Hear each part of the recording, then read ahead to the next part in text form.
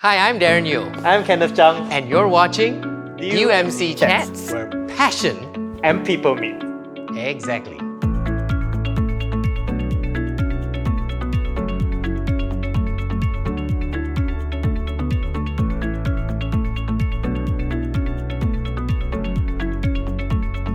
Hi and shalom, you're watching DUMC Chats, and today we're looking at the theme of Peace. That's right. And because we've had the COVID-19 pandemic practically almost the whole year, That's right. with the MCO starting on March the 18th, That's right. we wanted to take a look at what was really happening on the ground level, especially in the hospitals. And so today we have a really special guest with us. That's right. A doctor from Hospital KL. Doctor in the house. Yes. We have Dr. G in the house. I'm always That's going right. to say that. So welcome, Dr. Janelle Lao. Thank you so much for joining us. Thank you for having me. Yeah, welcome. We really wanted to talk about your work, Okay. For the kingdom Yeah. in the city. So that is really what we want to find out from you. This amazing journey that you've had working in Hospital Kuala Lumpur. Yeah. Maybe you want to tell us a little bit about how you got started and where you are in terms of your work today. Okay. So I've worked in the government hospital for the last 13 years, Wow. out of which 11 years I have spent in the Department of Neurosurgery. Okay. Right. And just January of this year, I moved to a new unit called the Hospital Organ Procurement Unit, Okay. or in Malay, Right. Unit Perolehan Organ Hospital. So this is the Hospital Organ Procurement Unit that deals with the procurement of organ for organ donors, Yeah, patients who are that's looking right. organs, and the Malay name is called Upo. UPO. Not Yeah. Ipoh, but UPO, the Upo, that's Unit Perolehan Organ Hospital. Betul. Betul, okay. Betul. 10 markah. Ya, 10 markah. And I'm sure there are some challenges in terms of organ donation Yeah. procurement. Maybe you want to tell us a little bit about that.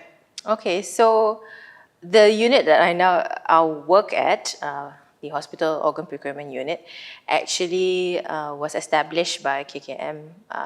They decided to have specialized, dedicated units in order to increase organ donation and awareness in our country.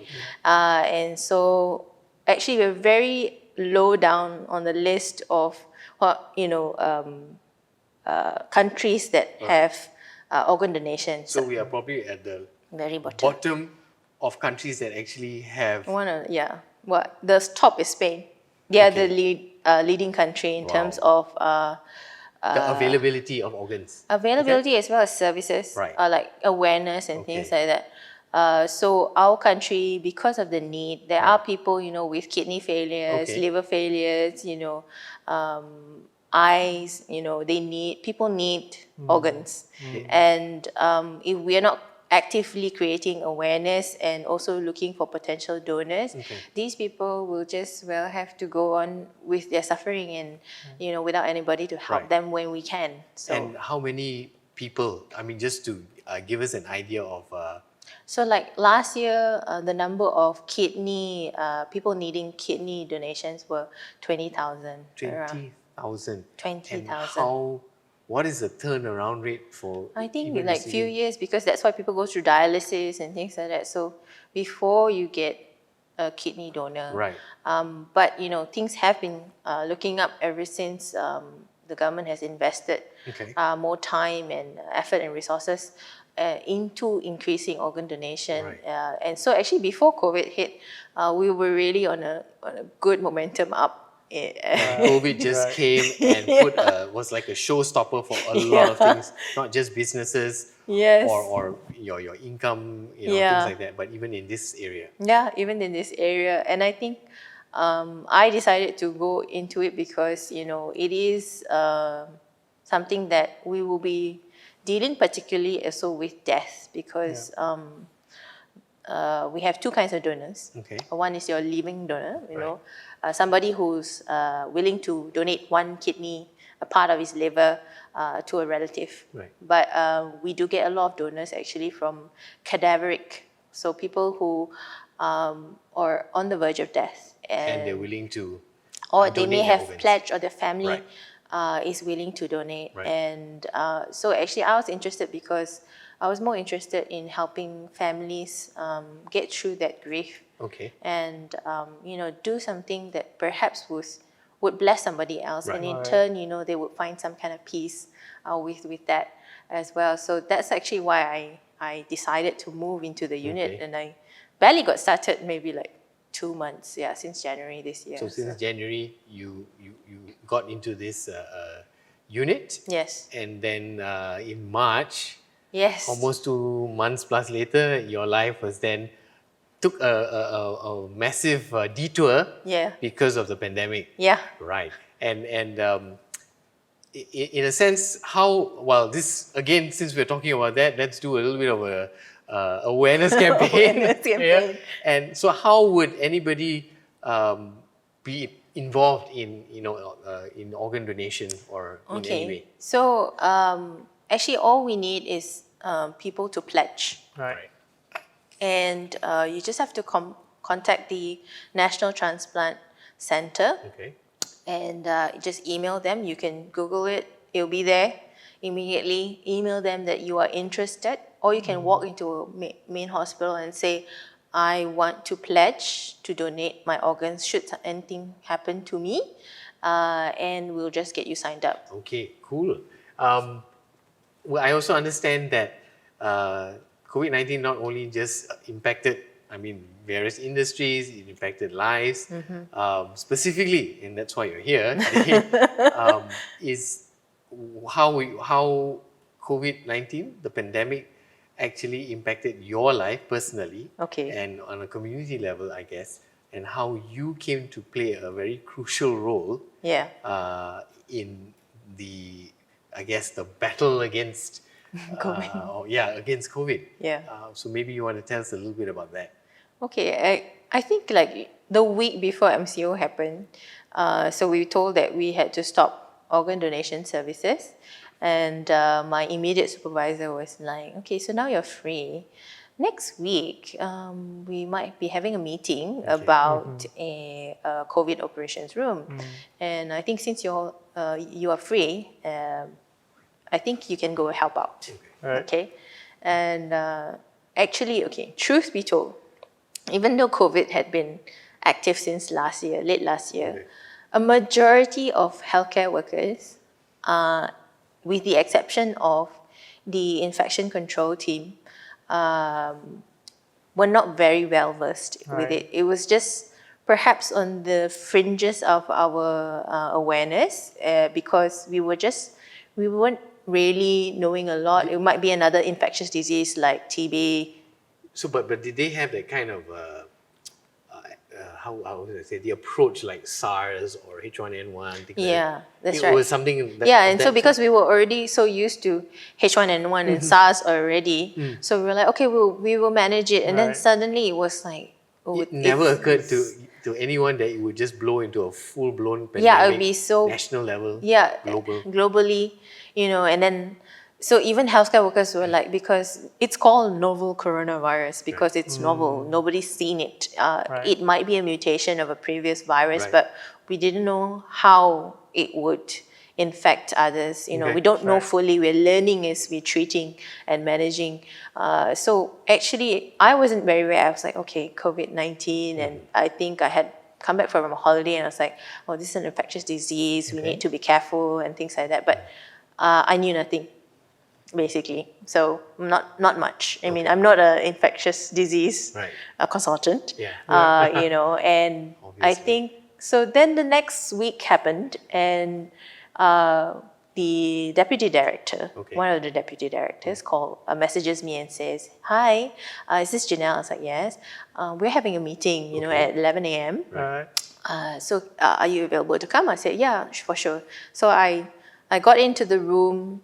It's one of our hospital's training rooms. Right. It's not very big.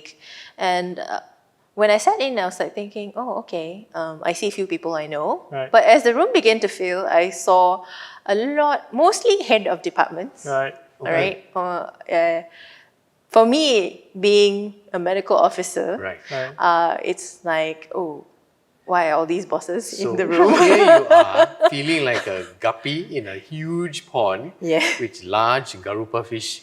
And were you the only person of that level there? Oh, no, actually, so, in my organ procurement unit, Right. I have a partner. It's Right. just the two of us. Okay. It's a small unit. Right. And so he came along as well. Right. So we were both like taken by surprise, but we Right. were like, okay, he sat off to one side. I bravely sat at the table and I was like, I'll take notes. That's what I'll do. Wait, you so know? until that point, you have not known what is coming yet, right? No. I Okay. thought that, because according to my supervisor, you'll help out. So in my head, I had translated that as, I'll just be picking up phones. Okay. Or taking notes Or taking passing on notes. messages. Right. Yes, that's right. Cool.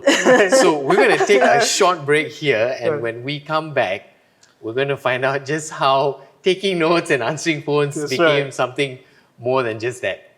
We'll be right back.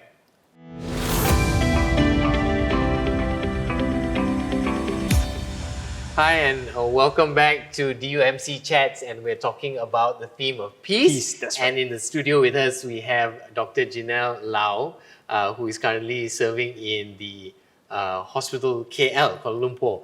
So, Janelle, we were just talking about how you were ushered in into this room full of head of departments on Monday, March the 16th. Correct. Yes. To address the possibility of this COVID pandemic Yes. of sorts. Yes. So tell us what then happened when you were sitting in that room. So eventually my hospital director came up to the front and he was like, he started the meeting and explained that, we are now in a crisis because COVID is on the rise. And as one of the biggest hospitals, we need to be prepared Right. to deal with this and as well as move forward as a hospital. And so having said that, we have to establish a crisis response committee Okay. as well as a COVID operations room. Okay. So he's describing, this is what we need to do. And then eventually he was like, okay, so now that we're going to establish the COVID operations room, I need somebody to be in charge. I need a doctor who is in charge. Right. And then, because before that, my supervisor had already said, oh, I have two doctors who, at the moment, they're not doing anything. And They're not doing anything. yeah, they're not doing anything. We're not, because our primary responsibility as organ donation coordinators was put on hold. Okay. Right. So before I know it, he was like, oh yes. And he was like, Janelle, I want This is you, the director of HKL. yes, I want you to be in charge. Nice. And then I was like, I was just silently like nodding. Okay. And then he called out my colleague's name, the other guy in my unit, but he had conveniently at that time gone to the toilet. So your colleague who was supposed to be next to you had just disappeared to... Yeah, because both of us were not aware what we're doing, right? So he's like, okay, I'm also, not a very important person. I think I can go to the toilet during this meeting. Right. And then, before you know it, yes, where is he? Oh, he's gone to the toilet. Very good timing. Anyway, you will be in charge. And I want this room to be operational today. So you had a manual, you had a framework, you had everything ready. No? So you had nothing. Yeah, nothing. And A whiteboard. a whiteboard and a room. Yes, a whiteboard and a room. So what else? What else? So eventually, I guess the committee discussed and said, okay, we need volunteers to help with the telephone lines. We need to have computers. The deputy director was like, yeah, we need to make this room as comfortable as possible because you will be here 24/7. And people will be going in and out, and it needs to be a place that it can operate at any time.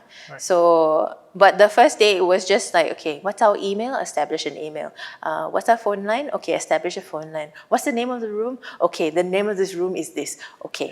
And so the only thing I had at that point in time was like, I need to print out the name of this room and somehow get this info, because like nobody knew that this Right. was happening. Right. Yeah, so, Okay. and I was like, print and laminate. And just Bilik Gerakan COVID-19. Okay.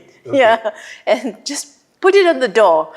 Okay, I feel that's okay. Okay, what else is there? It's phone lines. What's our phone number, right? So I had to label the phones because we didn't know what the extension was, and just so normal things. So I was like, what do we do? Nobody knows we exist. But I felt like my hospital director had already given a directive. Whatever it is, I'll just do what I need to do. Right. Or what I think I need to do. Okay. Somebody had given me the COVID garis panduan, the operations. And, like, what's a case definition? And I started to read online. So this was something that you already had prior to this? No, like during that day, after everybody's like Okay. the phone lines, the computer, the lamination. Okay, so then it's like, okay, I was like, I better start Googling about COVID Right. and finding out and also like what's KKM's response. I needed to know all the important numbers of all the different hospitals around, the different other what we call pejabat kesihatan daerah. Okay. They're the people that you see going into areas and in their suits and just swabbing people. Okay.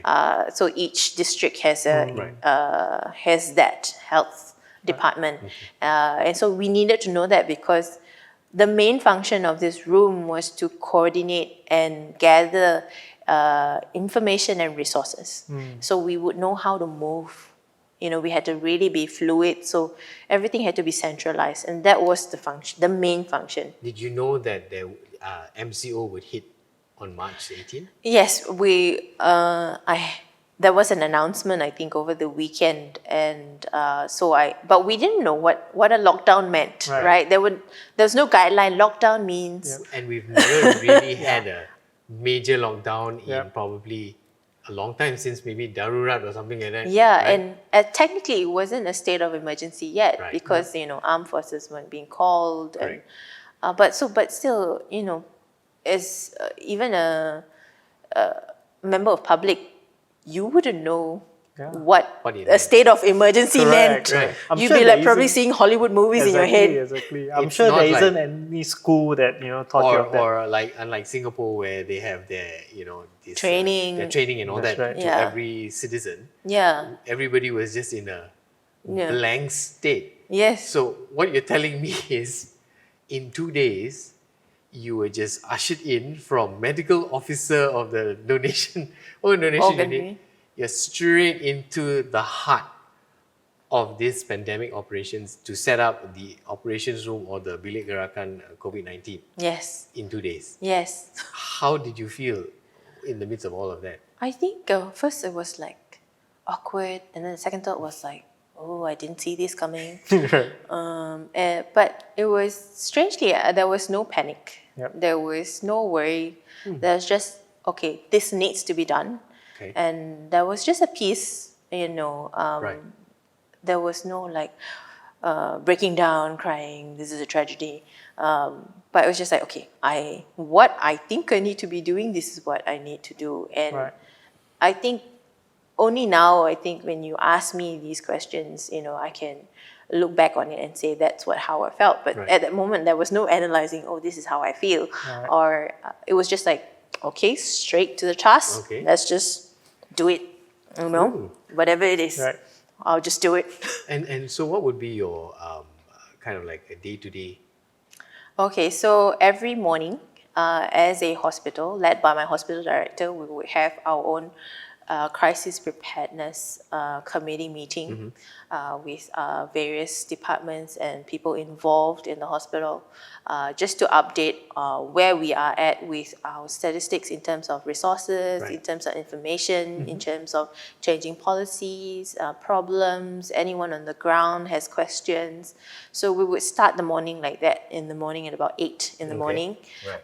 After the meeting, we would just be in the room. Right. People will be having meetings about what to do next. Perhaps, there's a difficult patient. How would we coordinate this? Phone lines would be going off, you know. And just constantly moving through the problems that would occur. And then the next morning it would repeat. Before you know it, it was night, you know. Right. And the room operated 24 hours Okay. for probably the first 2.5 months to 3 months. Okay. So people worked on shifts. Of course, by nightfall, most people would already be home or in their beds. But of course, the hospital was still operational. So every morning, we would just have that meeting. So we would know where we were at, where we're heading. You know, places had to be moved, people had to be moved, services had to be moved. That was just constant. It was just a very constant, and somehow, you know, we just managed to move forward as a hospital and deal with it. And I think I credit it to the kind of leadership, the people that I had, my hospital director, the deputy directors, who were, you know, everybody was just like, okay, we just need to do this. Right. You know, I mean, there were people who were panicky among the crowd. But the main people were like, no, you know, this is what we should do. This is what we should do. And I think, so within the hospital, most hospital workers were, you know, there were ones, especially the ones who were, like what we say, the ones who are really with the patients, you know. Right. And some of them, of course, were stressed and things like that. But everybody just dealt with it within the hospital, and also with, like, outside the hospital. People were so generous. People started calling from day one. Do you need this? Do you need hand sanitizers? Do you this need was masks? what, voluntarily calling you? Voluntary. We didn't say anything. Somebody said, you know, I have people who would like to donate X amount of aircons, because, you know, in a government hospital, it's not air conditioned, and you know, our healthcare workers, you know, would be hot, and you know, but Malaysians were so great at we're just constant, just like, do you need food? You know, even the nasi lemak seller would be like, you know what, I can donate this amount of packets just to. So you're saying that Malaysians just came together, offered help without even being asked. The generosity level was just, I would assume, overwhelming. Yes, overwhelming. Yeah. I think that's just so amazing. And just to prove the fact that Malaysia boleh, and that Malaysians are really truly very generous, and we are willing to rise to the occasion. We were united over this common enemy. But somehow or other, the way you're explaining it to me seems very, the way I pictured it, you're sitting in the middle of the eye of a tornado, and you're like, wow, everything's so calm. But it wasn't like that, was it? No, I mean, On definitely. ground level, and the day from the Yeah, day. it was just less constant movement around you, you know. It sounds, I guess now retrospectively, it sounds like everything was managed, but on that day, you know, of course there were worries, and we did have patients who passed away, and grieving families, and healthcare staff who also, you know, had stress, but somehow it was, we managed to go through it. And that's because nobody was an island of their own. Everybody was like, regardless of race or, you know, background, it was just like a sense of unity. With people that I hardly knew, because, you know, even though I worked in the hospital for 13 years, it's a big hospital. I don't know everyone. I was part of one department, and then down to a 2-man unit. Doesn't mean I know the how many thousands of people that work in the hospital. But somehow it was just that common like problem, and also like just like we can do this together. And I think that's because Malaysians, we're always like you're my neighbor, Right. I'm your neighbor. Right. But neighbors are more than just distant strangers. Okay. They're family. Right. That's why we call everybody auntie, uncle, Auntie, Right. uncle, yes. pakcik, makcik. And it was just that sense of unity, sense of Neighborhood. family, that kind Family. of thing, and Yeah. just helping one another without being asked, without being begged. Yeah, people just like, okay, I can do this. Right. People were proactive. I saw an article in, I think it was NST. Yeah. It showed your director, the Yeah. hospital director, just helping in the hospital library sewing protective clothing. Yes. How does that? I think come to because be? he's such a great leader, Right. and actually it was not just him, but everyone, heads of departments or heads of units, anybody who had the skill, we were like, okay, if you're skilled at this, can you sew? Because we were running out. I think everyone knew it, or we thought we were running out of material Okay. and things like that. And we said, you know what? Yes, Malaysia boleh. Right. Let's just do it. Nobody had like, okay, I know somebody. Right. Right. Yeah, and being my hospital director as well, he's so he's not just somebody who leads from afar. He's up close, Hands-on. and very hands-on. He really cares, and so he will go to places like the sewing place and say Right. like, okay, And that's it's all above and beyond the call of duty. Yeah, And just putting yourself there. because and it's just helping like out. we need to do this. We Wow. cannot be, what's Selfish or inward looking, so to speak. no, Amazing, yeah. amazing. And most people were just like, yes, okay. And he's not, like I said, he's not the only one. Our specialists or consultants, Right. sometimes they really like, because it's 24/7. Right. They be coming in every morning themselves, because it's a meeting every morning. Everybody has to then disperse and do what they need to Okay. do. The nurses have to move, and the doctors have to also mobilize themselves. The specialists had to come up with plans. So then feedback everything. So everybody just didn't mind doing even the most menial of tasks. Getting their hands dirty. And Just, stuff. Yeah. just out of curiosity, picking up on what Darren said, you're having that peace even in the middle of the tornado, the storm coming facing to you. Where do you draw strength? Like, going through it daily and I think that God is our peace. Jesus is our peace, and having established a relationship with Him, we cannot take credit because the source of peace is Him, right? Yeah. We just draw from that source. That's right. If you don't know where the source is, you won't be able to draw from it, and that's where it was. And in the mornings when I would drive to work, I always say my car is my chapel. Right. Right. I would pray in the car in the morning Right. on the way to work. Even if I had just 5 to 10 minutes, Right. because sometimes having moved closer, it was just 10 minutes before the chaos would Yeah. occur, and then you had no time. That's right. You had the morning, and then you had perhaps the night just before your head hit the pillow. that's right. To just try and immerse yourself in God's presence, and just keep that.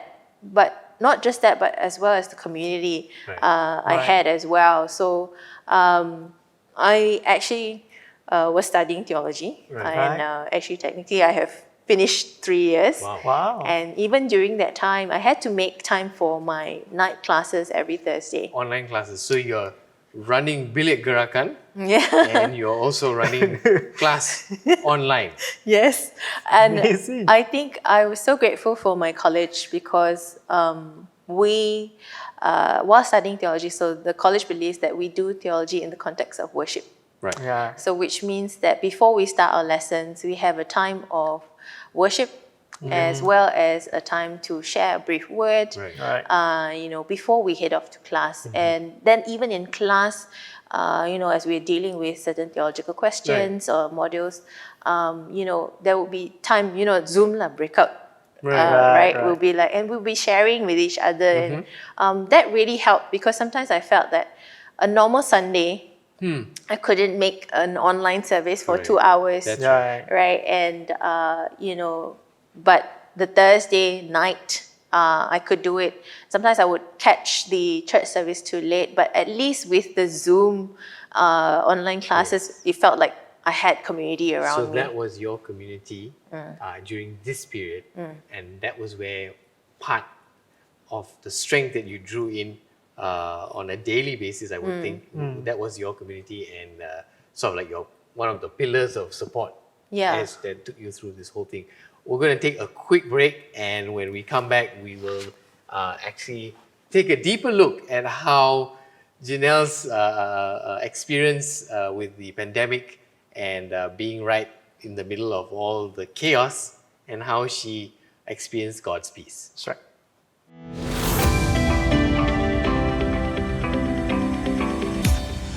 Welcome back. We have Dr. Ginelle here with us.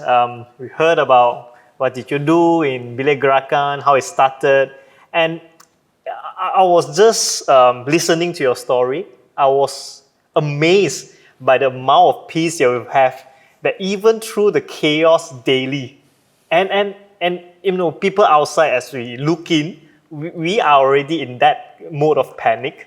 But I can't imagine people like you that are actually on the ground working with the people, and the amount of peace, even as we speak, you're like total calmness. So I was. That's the face of peace. Exactly. Yeah. Well, I can say that as before, Jesus is our Prince of Peace, right? He is the source of all peace, and this peace doesn't happen overnight, and it generates from your trust. You need to trust God, in all things, and when you trust in Him, that peace that surpasses all the understanding is always with you. Right. And that trust, like I said, builds over time. Right. It's not. It doesn't magically happen in a day. It happens in the ordinary days. Yeah. That it's not exciting. Right. You went to work, maybe you stayed at home. You did the mundane, but perhaps you also spent time with Him. Right. You're saying that it built upon the relationship daily with Jesus Christ. Yes, that's right. And I cannot tell you when it started. Right. When I acknowledged it. Right. I think only looking back on it now that I realize, He's that I had that much peace with me. But it's just from trusting God. And when the storm comes, is when you will be aware of it. You won't be that peace is always with you, because Jesus, who is peace, is always with you. That's right. But you never know what you have in your hand until something comes. face it, Yeah, you face it, and then that's when you say, "Oh, I'm facing this big storm." Right. That's right. But somehow I'm at peace, and because God, through our relationship with Him, through our trust in Him, has prepared us, prepared our hearts, transformed our hearts to have that peace. We invited Him into our hearts, but He is the one who then generates it. And so just like holding on to that, trust in the Lord in all your ways, and lean not on your own understanding. And He will direct. He will direct. He will always direct. You don't need to know what's coming. You just need to know who is with you. That's right. That's right. Yeah. I like that last statement. Right. You no need to know what is it, but you know who is it. You know who it is, and your peace really is based on not the circumstances again, but on the person and the character of Jesus Christ. That's right. And I like the part where you said it's not an overnight thing, but it's something that's built with your relationship, and that's why we're able to trust the character of God, which is what faith is about. Trusting the character of God despite the circumstances. Yes, that's right. It's really much, your story kind of reminds me of the story of Joseph, who went through prison and all that darkness, that dark period in his life. Obviously, not too much of a dark period in your life, but well, no, you will. That's for another interview. Yeah, another day. But really, it was like from obscurity, and all of a sudden, from prison, he went to the palace. Right. That was Joseph, and we have Janelle coming from organ Procurement unit. and all of a sudden you're right smack in the middle Yeah. of pandemic, Yeah. the operation center, and without anything in your hand, framework, blah blah blah, the whole work that you had just to set up everything in 2 days is really just a testimony of how God works. Right. And having that peace, even now when she's describing it to me, I still don't see that whole panic, but Yeah. chaotic. But I mean, with our conversations with right. you, Yeah. I really get the understanding of how crazy it was during those months. Yeah. And yet, because you had that kind of peace and confidence in your God, Yeah. was also very important because that then translated to the people who worked around you. Yeah. It wouldn't have helped if you were panicky and had Panicking, no. anxiety and all that, right? Yeah. Yeah. So, peace begets peace, I guess. Yeah. Right. And that was an amazing, I guess, a journey for you. Yeah. So thank you so much, Dr. Janelle, for being on this Advent series with us and sharing your testimony. And I think it's very, very evident and clear that no matter what we go through, it is the peace of God that just surpasses our understanding. Yep. And the scripture says, perfect peace have those whose mind is stayed on Him. And that would be, I guess, Kenneth, our meditation or That's our right. reflection in Yeah. the midst of this chaos. I mean, it's still going on, Yep. but we can be rest assured Yeah. We with have God's peace that we would be able to make it through. Yes, that's right. Yeah. So thank you so much once again. Thank you, for being Dr. on the Janelle. show with us. Thank you for having me. And yeah, you're watching DUMC DUMC Chats. Chats.